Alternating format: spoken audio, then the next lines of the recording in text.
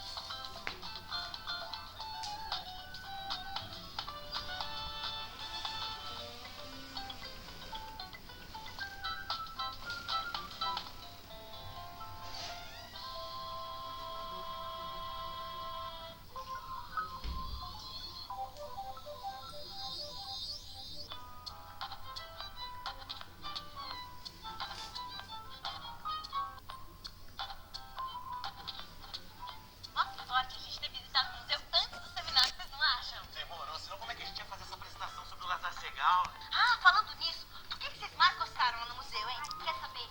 Pra mim, o mais legal foi visitar um lugar onde normalmente eu não iria e ainda descobri uma parte de coisa sobre o artista que morou lá. Pois pra mim, o tema desse seminário que a gente vai apresentar pra galera que ainda não visitou o museu, bem que podia ser esse. Qual? O museu e a vida do Lázaro Segall. Ah, não. Acho mais legal a gente falar da arte dele. Olha só, a gente pode falar das obras que ele fez.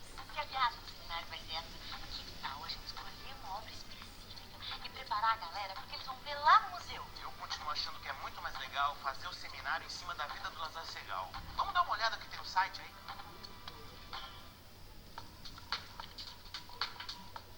A gente pode começar contando que ele nasceu em 1891 na Lituânia.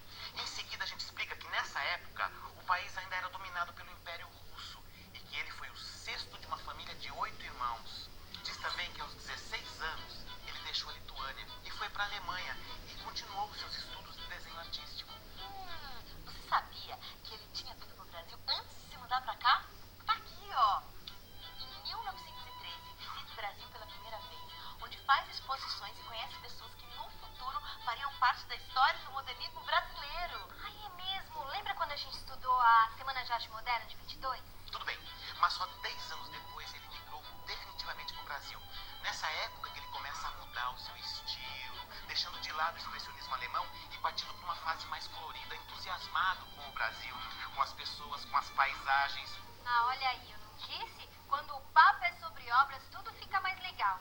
gente devia falar sobre as obras no seminário. Falar das obras? Então por que a gente não faz a minha ideia?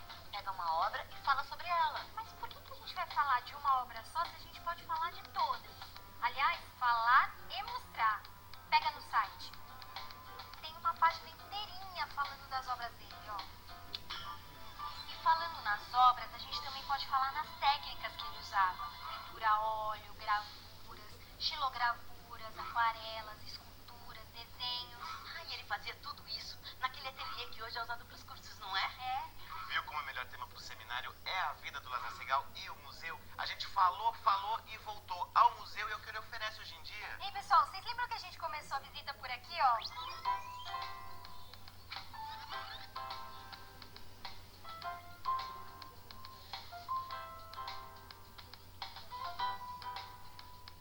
Depois da vida do Lázaro Segall, a gente pode falar que o museu é um dos poucos do Brasil dedicados à obra de um único artista. Não esquece de falar do cinema. Lembra que a moça disse? Tem sempre um filme diferente em cartaz. Aí a gente fala do ateliê onde ele trabalhava e que hoje em dia é sede de uma pá de cursos que rolam no museu. Se a gente tocar nos cursos, é bom falarmos também das salas. Tá ligado que muitos cursos que não rolam no ateliê acontecem nas salas, né? Tudo bem, e pra fechar mencionamos os cursos. Tem fotografia, gravura, oficina literária, sei lá, falamos de todos. E quando é que a gente fala que o museu foi a casa dele no passado? Quando a gente contar que a casa pertencia a uma vila modernista projetada em 1930 pelo arquiteto modernista Gregory Ward Artick, cunhado do Lázaro Segall. Gente, desse jeito o seminário vai ficar enorme. O que você sugere? Que a gente use a sua ideia? Não, nem a minha nem a sua, a dela. Vamos fazer o seminário a partir de uma obra. Eu tô convencida de que a ideia dela é melhor, sabe por quê? Porque a gente faz a galera conhecer o trabalho do Lázaro Segall a partir de uma obra e deixa pra eles descobrirem o museu depois, durante a visita, como aconteceu com a nossa turma. O que vocês acham? Por mim, tudo bem. Ainda por cima a ideia é minha. Demorou, que você disse, tem tudo a ver. E sabe o que a gente pode fazer também? Bolar umas perguntas pra galera sobre a tal obra. Ai, legal, e eles respondem depois da visita. Exato, qual que é a obra que a gente escolhe como tema do seminário? Isso é bico. Olha aqui, esse é o quadro que a gente viu no dia da visita, lembra? É mesmo, como é que se chamava? Navio de Imigrantes.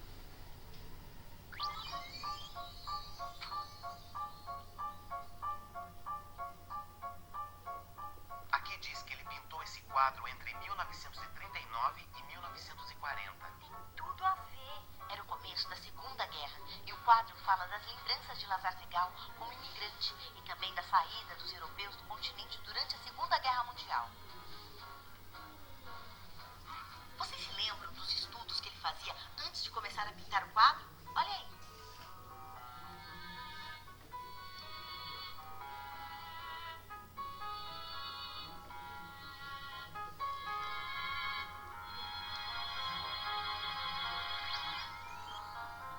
Que perguntas a gente pode colocar no seminário?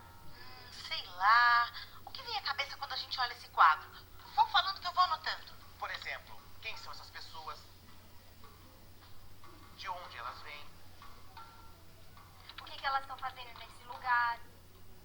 Podemos pedir também para eles observarem o mar depois dizerem as diferenças.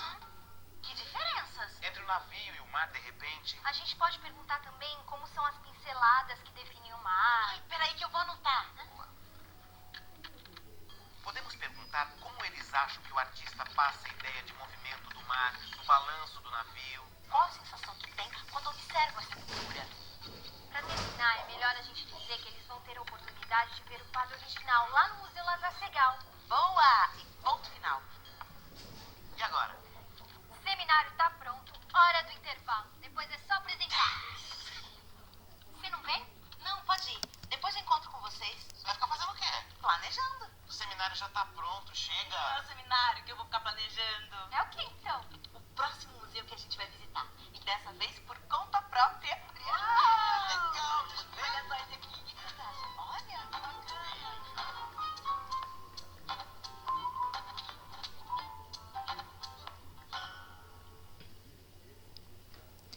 Então, meus amores, a gente viu aqui sobre a vida e a obra de Lázaro Segall, que foi um caminho para a arte moderna aqui no Brasil. Agora a gente vai ver outro ator, né, outro artista da arte moderna aqui no Brasil, que foi um marco.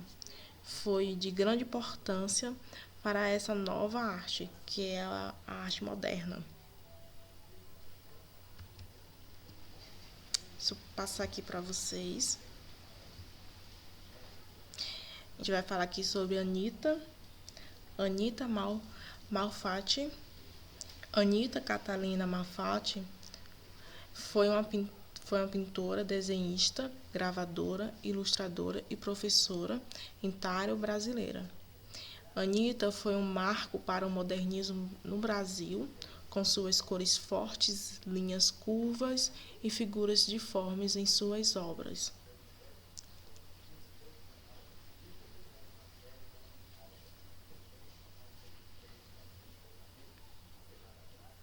Aqui vocês estão vendo o autorretrato da Anita. Agora vocês vão ver a vida e obra de Anita.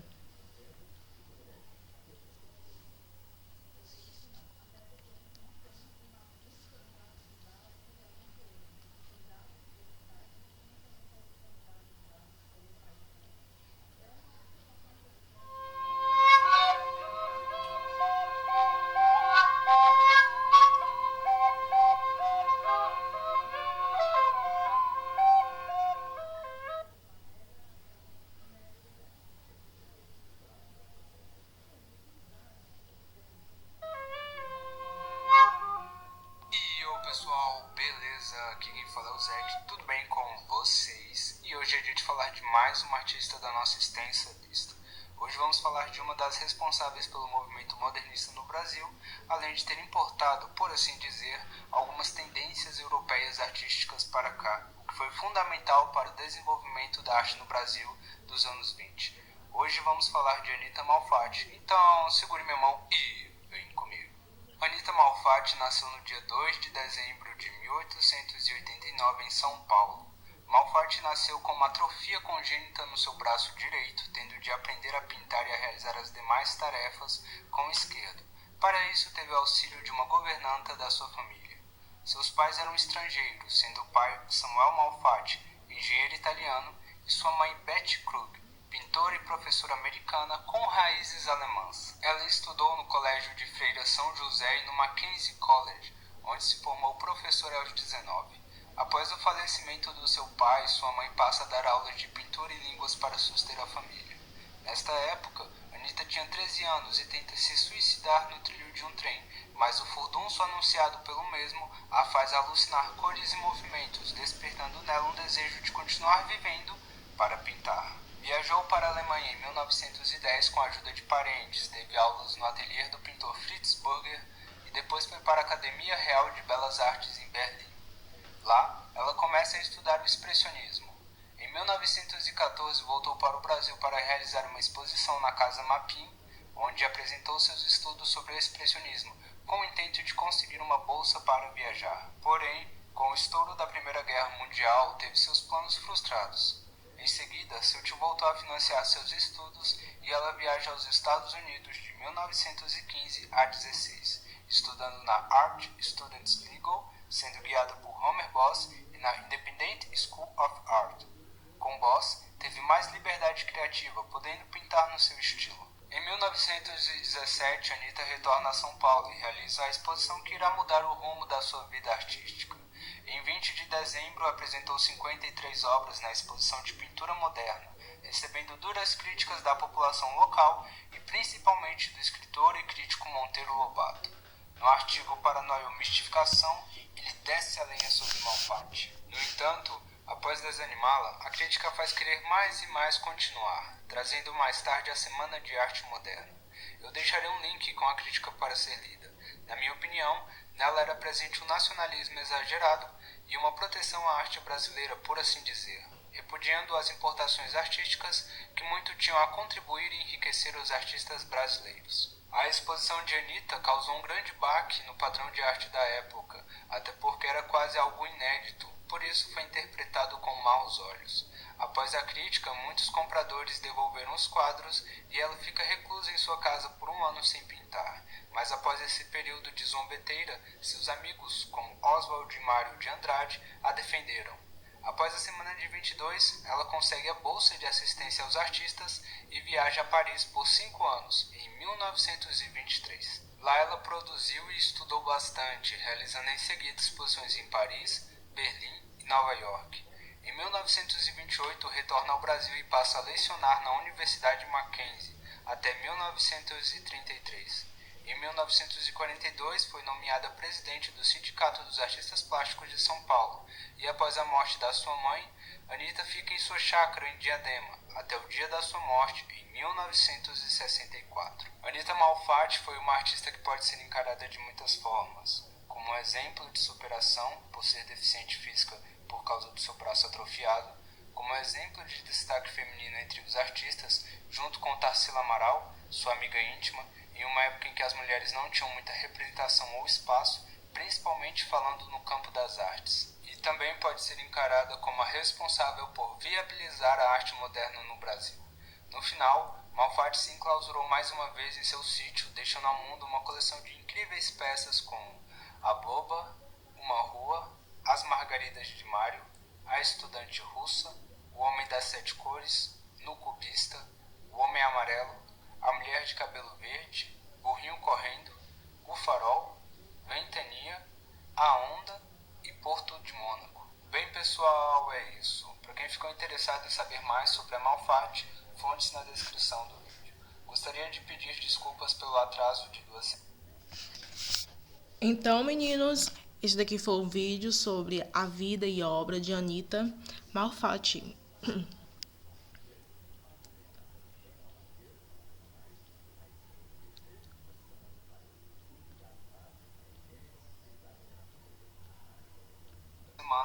Mas o Zé que tá...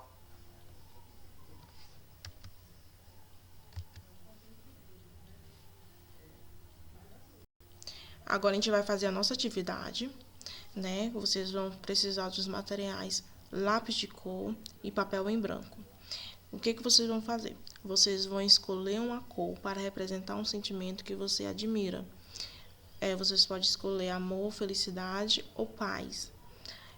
Agora, vocês vão olhar para o espelho e fazer um autorretrato. Vocês vão desenhar o seu rosto bem expressivo que represente o sentimento que você escolheu.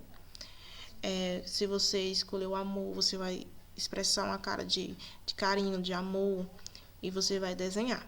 Se você escolher felicidade, você vai representar no seu rosto um sorriso, né? E você vai desenhar, você vai se olhar no espelho e você vai desenhar. Se você escolheu paz, você vai expressar uma cara, um sentimento de paz, né, no seu rosto e você vai desenhar. Para pintar, vocês vão usar somente uma cor, ok? Então, vamos lá, mãos à obra. Vamos fazer as nossas artes.